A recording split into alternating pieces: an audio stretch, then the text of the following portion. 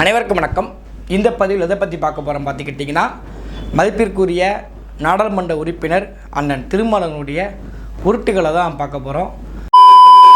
முறைச்சா அடிப்போம், முழுசாக கூட அடிக்கலைங்க அப்படின்னு சொல்லி ஒரு நாடாளுமன்ற உறுப்பினர், ஜனநாயகத்தை காக்க போகிறவர், ஜனநாயக சக்திகளுக்கு எதிராக இருக்க குரல் கொடுக்கக்கூடியவர் திருமாவளவனை தான் நம்ம இந்த பதிவில் ஒன் பை ஒன்னாக ரோஸ்ட் பண்ண போகிறோம்.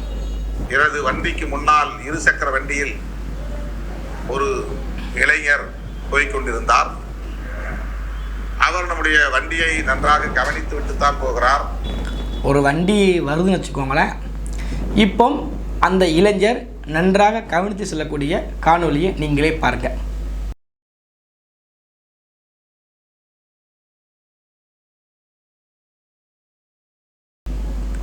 ஒரு டிராஃபிக்கான இடத்துல இப்படி போகக்கூடியவங்க, திரும்பக்கூடிய யாராக இருந்தாலும் வலது பக்கம் பார்த்துட்டு போகிறது வழக்கமான ஒன்று தான். அப்படி தான் அந்த சகோதரர் ராஜீவ்காந்தி அவர்களும் வலது பக்கம் நன்றாக கவனித்துக்கிட்டு தான் போகிறார். திருமணம் சொன்ன மணிக்க அந்த இருசக்கர வண்டியில் போன இளைஞர் திடுமென இருசக்கர வண்டியை நிறுத்திவிட்டு எனது வண்டியை நோக்கி வேகமாக முறைத்து கொண்டே வந்தார். இப்போ அந்த இளைஞர் வேகமாக முறைச்சிக்கிட்டே வரதை நீங்களே பார்க்கலாம்.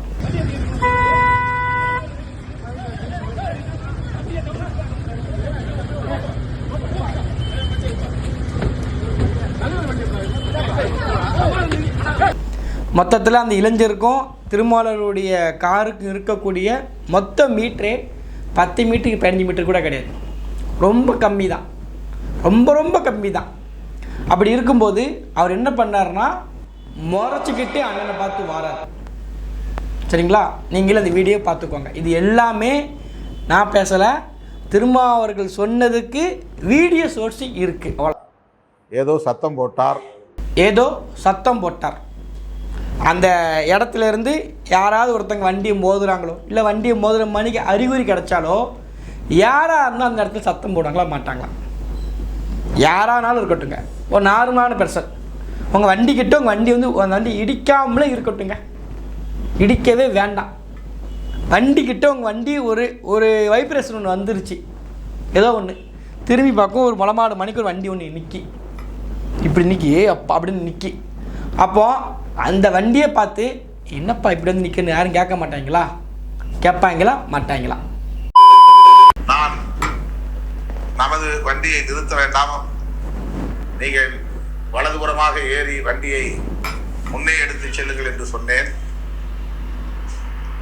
அப்படி செல்ல முடியாதவாறு அவர் முன்னாலே வண்டியை நிறுத்திவிட்டு நம்முடைய வண்டியை நோக்கி கைகளை ஓங்கி அசைத்து கொண்டே வந்தை அவர் ஓங்கி அசைஞ்சு வந்த வீடியோவையும் இருக்கு, நீங்களும் பாருங்க.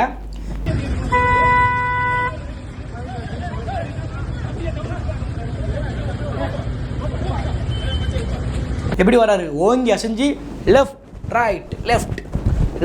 ரைட்னு சொல்லி ஓங்கி அரைஞ்சு வர மணிக்க அவர் இப்படி கை நீட்டாலும் காரை தட்டிருங்க. பின்னாடி திரும்பி இருந்தார் அந்த வழக்கறிஞர் ராஜீவ்காந்தி இருக்காருல்ல, இப்படி திரும்பிட்டு இப்படி தட்டினாலே காரை வந்து தட்டிடுவார். அவ்வளோ பக்கத்தில் இருக்கார். ஓங்கி அரைகிற மணிக்க நடந்து வந்தார் அவர் வந்து திருமாவளவனை பார்த்துட்டு. எஸ்கார்ட் போலீஸ் என் பின்னால் வந்தவர்கள் அவர் ஏதோ வம்பிழுக்கிறார் என்பதை உணர்ந்து காரிலிருந்து இறங்கி வேகமாக எனது காரை கடந்து சென்று அந்த இளைஞரை தள்ளி செல்லுங்கள், ஒரு ஓரமாக நில்லுங்கள் என்று கேட்டுக்கொண்டார்கள். ஆனால் அவர் எஸ்கார்ட் போலீஸை பார்த்தும் கூட அந்த வண்டியில் இந்த வீடியோவில் ஏதாவது ஒரு இடத்துல அந்த வழக்கறிஞர் கைகளை ஆட்டி அசைஞ்சி வம்புழுக்கிற மாணிக்க ஏதாவது ஒன்று நீங்கள் எடுத்து காமிச்சிருங்க. திரும்ப கேட்குறாங்களா, பாலிமர் தொலைக்காட்சி நான் வண்டியை இடித்தேன்னு நீ எப்படி சொல்லுவேன்? வண்டி பெயிண்ட் அதில் இருக்கா? திருமாவளவன் தானே கேட்குறாரு. நியாயமான கேள்வி. அந்த வாதத்தை நம்ம ஏற்றுக்கிறோம். நீங்கள் உங்கள் வண்டி இடிக்கலை, நம்மளுடைய வாதம் அந்த உங்கள் வண்டியை இடிக்கவே இல்லை. நான் அமர்ந்திருக்கிறேன் என்பதை பார்த்தும் கூட வேண்டுமென்றே வம்பு இழுக்கிற மனநிலையில் நின்று கொண்டு ஏதேதோ கைகளை ஆட்டி அசைத்து பேசி கொண்டிருந்தார். அந்த வழக்கறிஞர் ராஜீவ்காந்தி அவர்கள் கையை ஆட்டி ஆட்டி வம்புளுக்கு விதமாக பேசின வீடியோ ப்ரூஃப் எங்கே இருக்குது? எல்லாமே வீடியோவில் இருக்குது. அவர் வாரதுலேருந்து திரும்பி பார்க்கறதுலேருந்து வண்டி மோதுறதுலேருந்து மோதி நிற்கிறது வரைக்கும் மோதுற மாதிரி இருக்கிற நேரத்தில் வரைக்கும் வீடியோ ப்ரூஃப் இருக்குது. அந்த ராஜீவ்காந்தி அவர்கள் நடந்து வந்து கைகளே ஓங்கி பேசின ஒரு வீடியோ ஃபுட்டேஜ் ஒன்று எடுத்து காட்டுங்க. நீங்கள் இருக்கா? இல்லை. எல்லா ப்ரூஃபுமே யூடியூப்பில் கிடக்கு, இணையதளத்தில் கொட்டி கிடக்கு.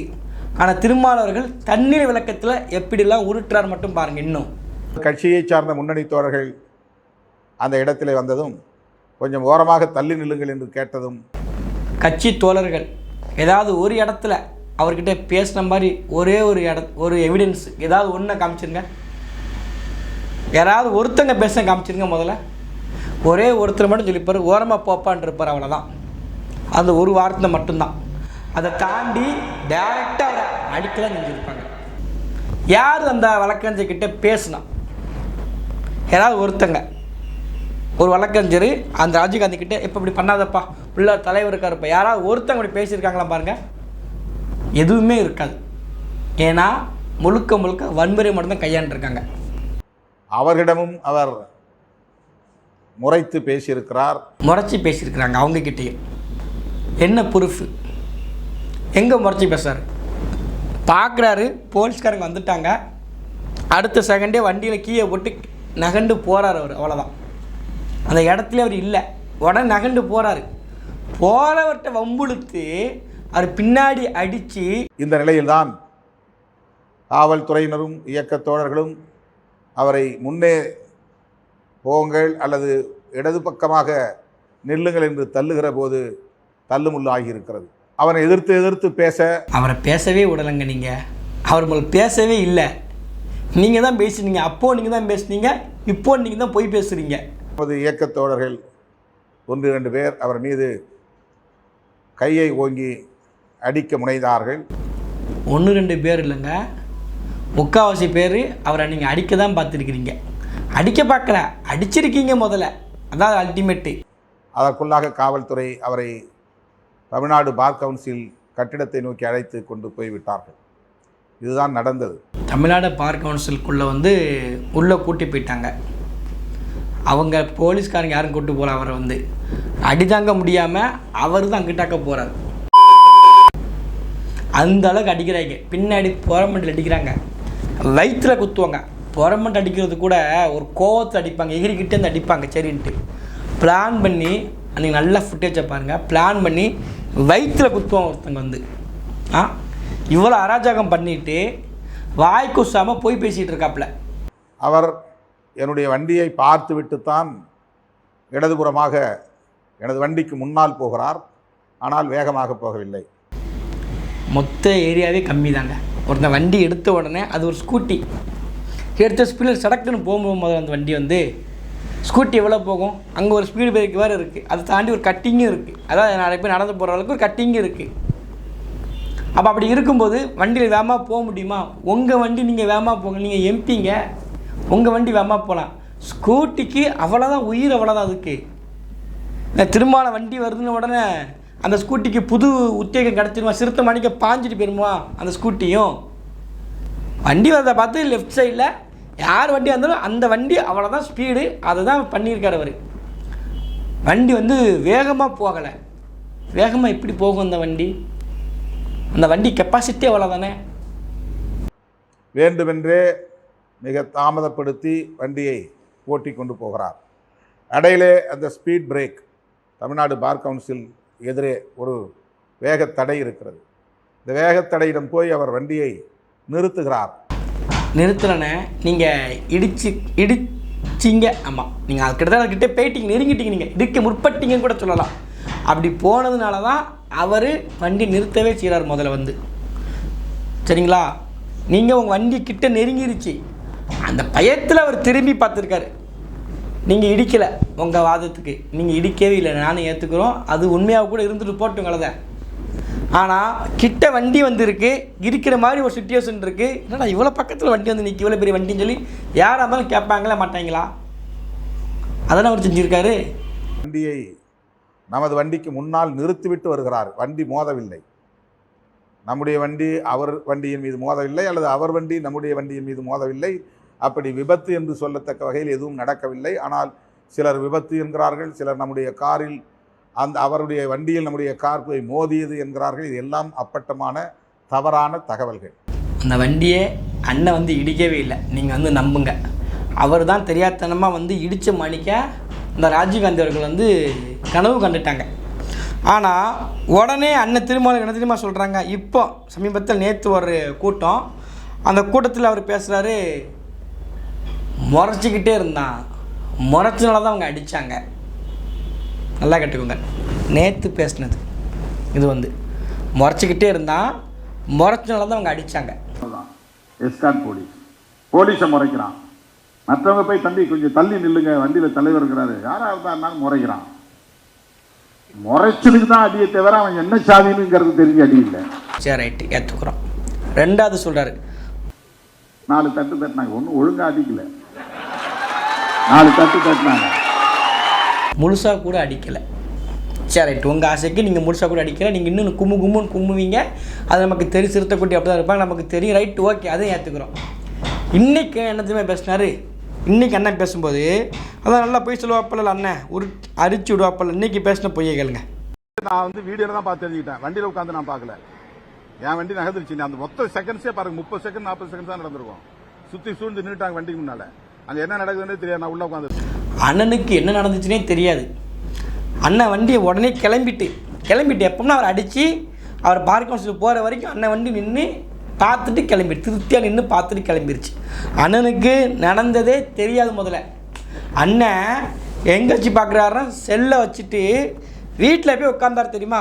உட்காரும்போது தான் செல் எடுக்கிறேன்னு அது அடிச்சிருக்காங்க. அப்போ தான் அண்ணனுக்கே தெரிஞ்சிருக்கு. இல்லை அண்ணன் நேராக இறங்கி களத்தில் இறங்கி அண்ணனு கேள்வி கேட்டுருவார். சரிதான், அங்கே ஒரு அசாமவிதம் நடக்கு, நீங்கள் ஒரு நாடாளுமன்ற மக்களுக்கான ஒரு உறுப்பினர், அப்படி இருக்கும்போது யாரும் மேலும் தப்பு இருந்துட்டு போட்டோம், ஒரு பிரதிநிதியாக மக்கள் பிரதிநிதியாக அந்த இடத்துல நீங்கள் இறங்கி நின்று இறங்கக்கூட வேண்டாங்க. கட்சிக்காரனை கண்ட்ரோல் பண்ணியிருக்கலாம்ல, பண்ணிங்களா? இல்லை. தமிழ்நாடு முழுக்க என்ன பண்ணுறாங்கன்னா போராட்டம் பண்ணுறாங்க, இசட்டு பிரிவு பாதுகாப்பு கேட்குறாங்க. இது காரணமாச்சு.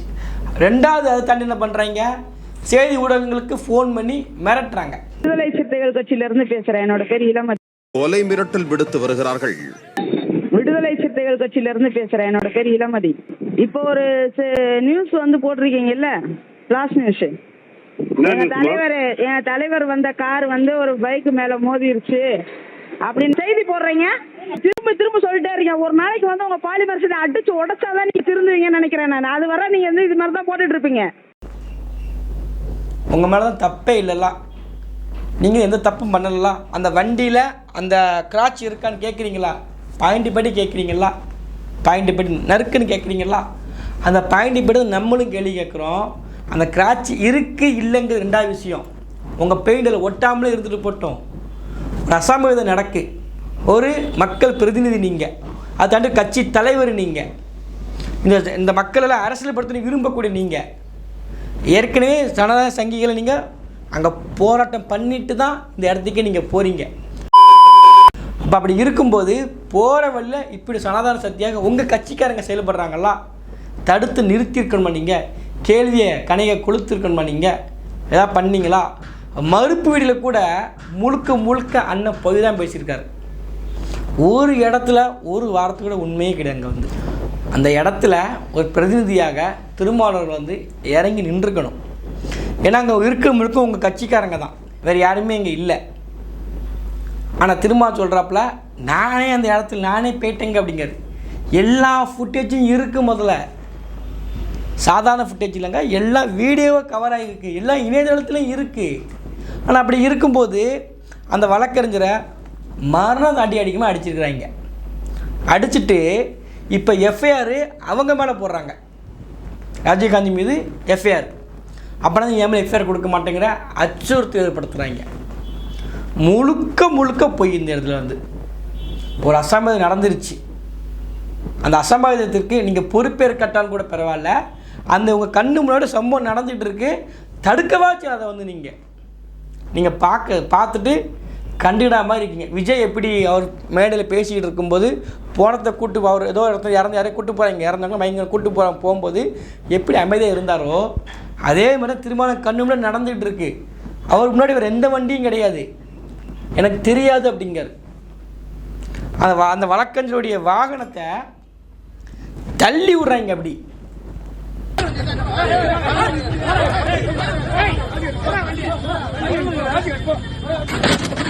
அதுமா திருமணம் கண்ணுக்கு தெரியாது. இது எவ்வளோ பெரிய அப்பாட்டமான உருட்டாக இருக்குது பார்த்துக்கோங்க, பெரிய உருட்டு. திருமாவர்களுடைய உண்மையான மனநிலை, அந்த கட்சியோட மனநிலை இதுதான். அடங்க மறு அத்து மீறுன்னு சொல்லிட்டு அடித்து திமிரி இருந்தாங்க தெரியுமா. யாராவது அப்பாவி மக்கள் வந்தாங்கன்னா அவங்கள போட்டு எகிரி குத்து இவ்வளோ தான். ஊடகங்கள் செய்தி போட்டாங்கன்னா ஃபோன் பண்ணி மிரட்டு, உங்கள் ஊடகத்தை நாங்கள் எரிச்சிருவோம், அடிச்சிருவோம். ஊடகத்துக்கு ஃபோன் பண்ணி மிரட்ட வேண்டியது. இது ஒரு எம்பியா இல்லை ரவுடியாக வச்சுருக்காங்களான்னு தெரியல. ஒட்டுமொத்த பேர் ஒன்று போல் இருக்கிறாங்க, அதான் ஆச்சரியமாக இருக்குது. ஒரு கட்சியில் சில பேர் தற்கூரியாக இருப்பான், டிவிகே கட்சியில் ஒரு கட்சியில் அடிமையாக இருப்பான், ஊப்பி மாணிக்க. ஆனால் இங்கே முழுக்கவே ரவுடியாக நிற்கிறாங்க. சமூகத்துக்கு பதட்டத்தை ஏற்படுத்தி கொடுக்குறாங்க, சமூகத்துக்கு ஒரு தப்பான வழிகாட்டத்தை ஏற்படுத்தி கொடுக்குறாங்க. கேட்டால் நாங்கள் அமைப்பாக திரளுவோங்க, இங்கே ஒன்றும் தரல மாட்டாங்க. இவர்கள் சமூகத்திற்கு ஈஸிக்காக வளருவது பெரிய ஆபத்து என்பது இந்த வீடியோவில் ஒன்றே தெரிஞ்சுக்கலாம். தப்பும் பண்ணி அந்த தப்புக்கு நியாயத்தை ஏற்படுத்துங்கிற பேரில் அந்த தப்பை மறைக்கிறதுக்கு யார் பாதிக்கப்பட்டிருக்காங்களோ அவங்களே தாக்கம் செஞ்சுட்டு அவர் மீது வழக்கும் தொடுக்கிறாங்க.